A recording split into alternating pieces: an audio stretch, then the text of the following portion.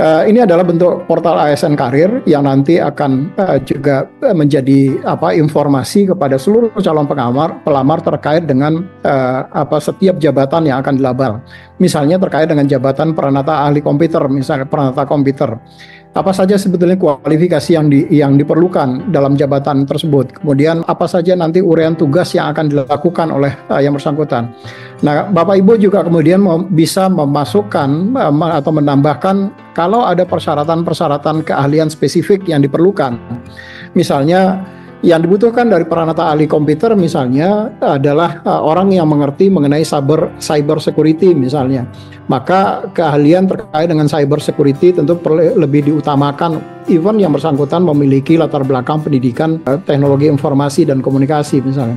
Tetapi karena teknologi informasi dan komunikasi tadi memiliki banyak sekali jurusan, mulai dari programming, UI, UX, termasuk juga yang bertanggung jawab di sisi back end misalnya, atau termasuk yang bertanggung jawab sisi networking misalnya, maka keahlian spesifik yang dibutuhkan supaya kita kemudian bisa mendapatkan orang yang tepat sesuai dengan jabatan yang dibutuhkan, maka bisa dimasukkan kualifikasinya di dalam portal ASN Karir ini. Di dalam portal ASN Karir itu juga nanti akan terlihat daftar formasi apa saja yang kemudian dibuka kepada seluruh calon pelamar.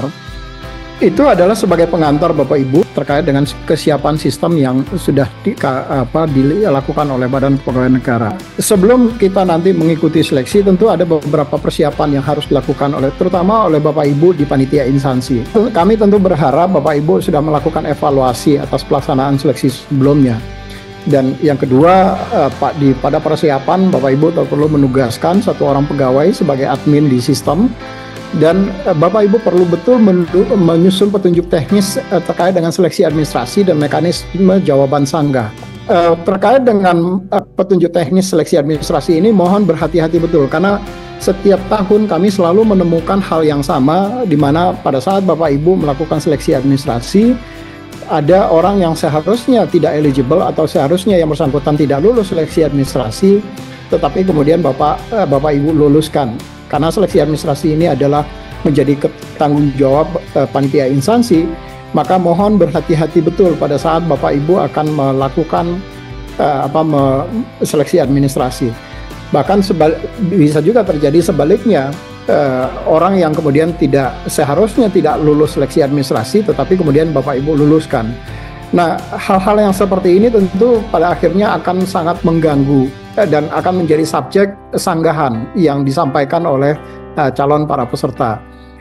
Yang kedua yang juga perlu disiapkan adalah konsep pengumumannya, termasuk syarat pendaftaran yang memang diperlukan di dalam jabatan-jabatan tadi. Nah, yang tahun lalu banyak sekali bermasalah atau kami temukan banyak sekali aduan yang disampaikan oleh masyarakat terkait dengan format surat lamaran dan segala macam yang terkait dengan form-form yang Bapak Ibu perlukan. Nah, tolong kalau memang ada kebutuhan terkait dengan form ini, maka form-formnya tadi harus sudah ditayangkan di dalam pengumuman SSCASN, sehingga para peserta tadi itu bisa mendownload format-format tadi untuk mereka isi sesuai dengan format yang Bapak Ibu butuhkan. Jangan sampai nanti di dalam seleksi administrasi Bapak Ibu tidak menggagalkan seseorang karena format surat lamarannya tidak sesuai dengan format surat lamaran yang seharusnya disampaikan, sementara Bapak Ibu juga kemudian tidak menyampaikan format surat lamarannya harus seperti apa, ditujukannya kepada siapa. Nah, ini kemarin banyak sekali kami menemukan persoalan yang sifatnya administratif tetapi kemudian jadi menggugurkan. Padahal kalau kita kemudian bisa transparan dari awal bentuk format surat lamarannya seperti apa, mereka kemudian bisa mengikuti itu dengan baik. Maka kalau yang bersangkutan tidak mengikuti itu, kita kemudian bisa Bapak Ibu tentu bisa menggugurkan yang bersangkutan atau men-TMS-kan.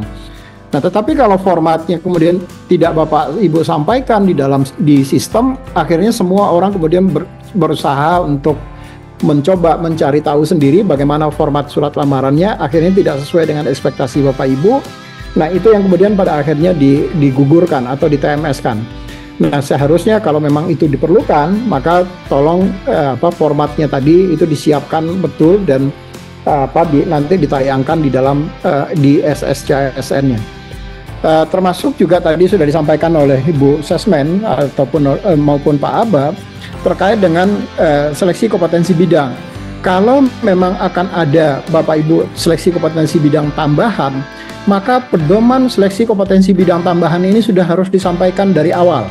Jangan nanti pedomannya baru Bapak Ibu sampaikan setelah pelaksanaan seleksi kompetensi bidangnya. Itu akan menjadi tidak fair karena akan ada potensi kita dituduh melakukan mentarget seseorang.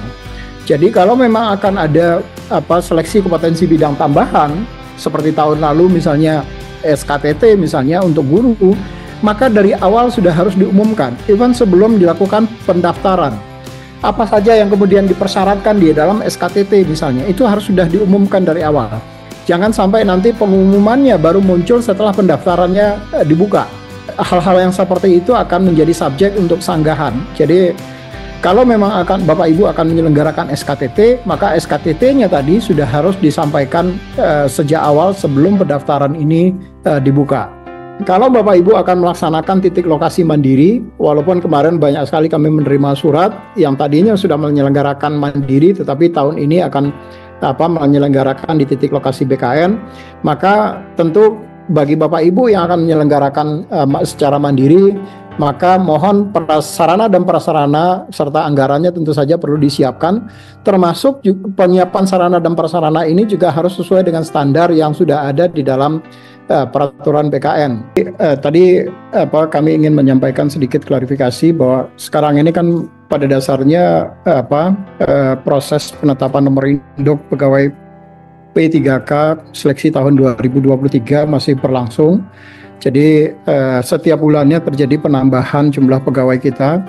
Ini adalah statistik ASN per 1 Juli 2024. Jumlah sekarang itu sebanyak 4.758.730 orang.